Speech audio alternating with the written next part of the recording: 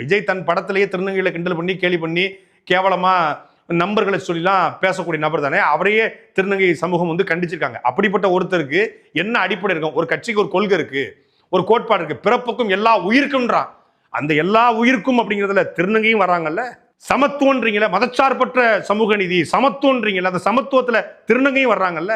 கட்சிக்காரன் எவனோ ஃபேக் அடியில போட்டுக்கணும், ஃபேக் அடியில போடாத, உன் கட்சிக்காரன் அத்தனை பேரும் ஃபேக் அடி தான்டா. கேவலமா எழுதுறான். இதை வன்மையா கண்டிக்கத்தக்கது. கழிவறை ஆண் பெண் இருக்கு, ஆனா திருநங்கைகளுக்கு இருக்குல்ல, அதை கேட்டுக்கிட்டு இருக்காங்க. அது ஒரு சமூகம், உலகம் முழுமைக்கும் இருக்காங்க. இறைவனால் இயற்கையால் படைக்கப்பட்ட ஒரு சமூகத்தை புறந்தள்வதற்கு எவனுக்கும் இங்க உரிமை கிடையாது. அப்படிப்பட்ட அந்த சமூக மக்களுக்கும் பிரதித்துவம் கொடுக்கணும்.